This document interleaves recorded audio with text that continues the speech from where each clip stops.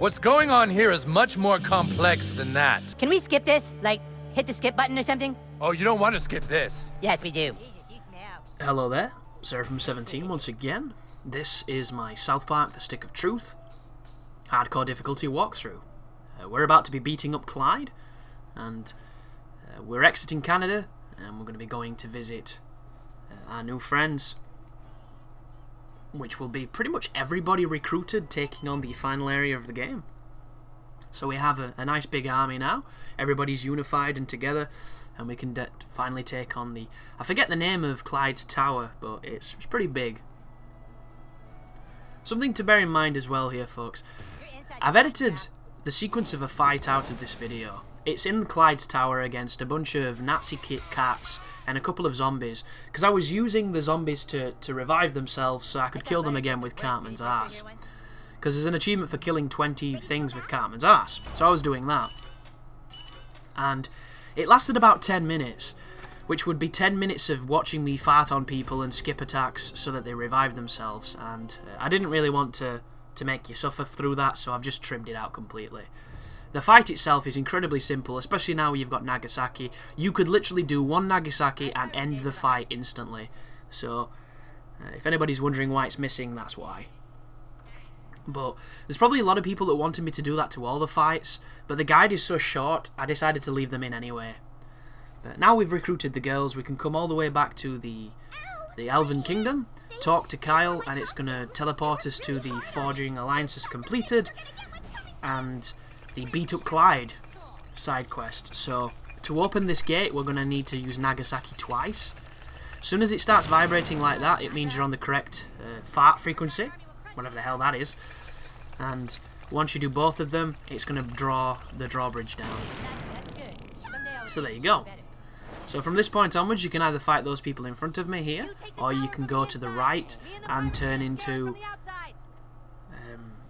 a gnome and go through the secret area at the back of this. So you're going to see me probably doing the secret area because it's quicker. There we go. And in here there's a bunch of rats and there's a gnome who's injured, so if you heal him, he's going to kill one of the rats for you. So you want to go into your menu, swap out to Butters because he's the only person who can heal, and then it's going to save you doing a fight. So for the rat on the left, if you shoot at the lighter and light it and then you fart on the fire, you can skip the fight against that rat. Which, I don't think you're going to see... Oh, you might see me do it. Yeah, you are. You're going to see me do it. There we go. So you don't have to fight anybody in this room. You can just loot them and carry on to the next floor. The tower itself is pretty simple.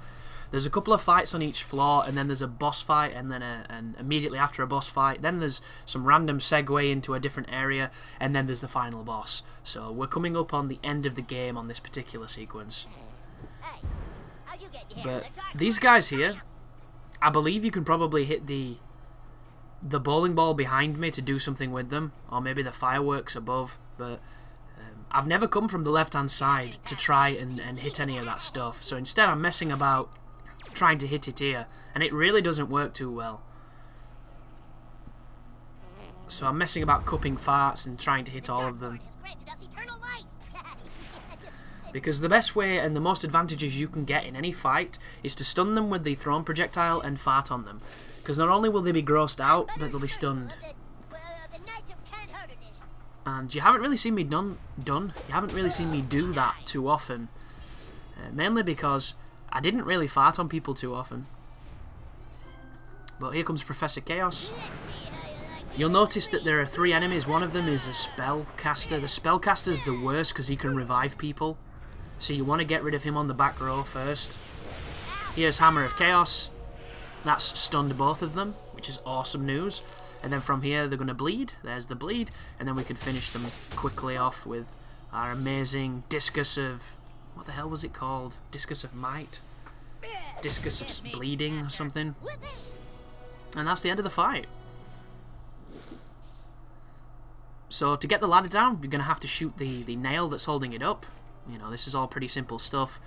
And then after this, there's going to be 2 of these Cyclops guys who are very close to an open flame.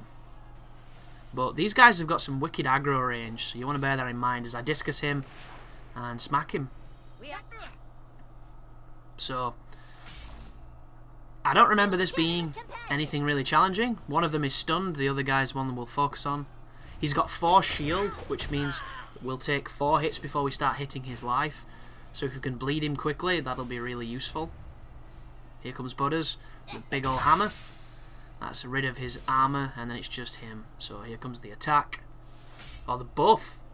There's the attack, there's the blocks, and there's the bleed. So one more hit and this guy's down. So as you can see, this area is cake. We've got really good equipment at this point. We're pretty powerful. Even the bosses aren't too bad. Like, Clyde summons a bunch of clones, which in any other situation would probably be quite tricky if they all started attacking. But with the Nagasaki, you just don't give them chance. So this sequence here, if you fire at the tire in the sky that's on a chain, it can knock out the zombie and it can knock out one of the cats. And if you hit the lit flame from a certain angle, you can knock out 2 other people, and then you end up only fighting one thing. But that was the farming for the Cartman section, which I just trimmed out. And then you want to use Nagasaki here to break this.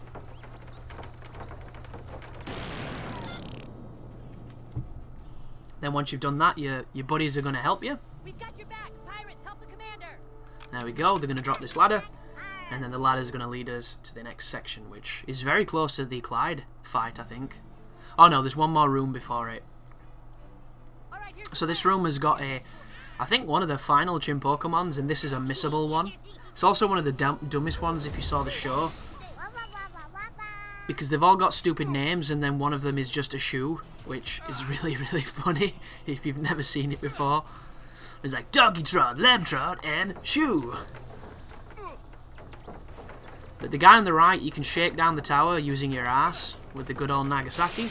It's going to skip that fight. And then you can go in and turn the wheel to draw up the portcullis. And then on the left, you can use the torch to drop on the dude in the back, and all you have to fight is the girl. So there's the torch, there's the burning on the kid. Oh, actually, you might have to fight them both, but he has a status effect against him. Yeah, I think that's what it is. My bad. My mind's kind of frazzled at this moment in time, because all I can think about is Darksiders here. Darksiders is just taking over my brain, guys. I can't wait to play a game that's already been out for several years. You know, Dark Souls 2 is just... I've been watching far too much in it on YouTube, and I want to play, and I don't think there's anything worse than watching people play something you really want to play.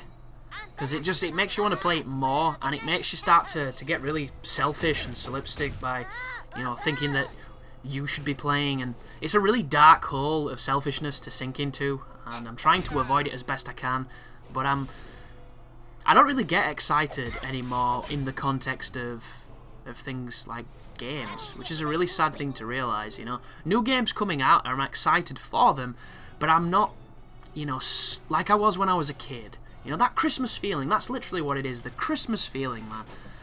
I used to get up at 4 in the morning because I couldn't sleep because I was so excited when I was young for Christmas. And I used to spend the entire year making Christmas lists and updating them because there was always so many things I wanted. And, you know, because I only got so many things, and my parents didn't necessarily, you know, buy me a present every single week or spoil me rotten, even though they kind of did.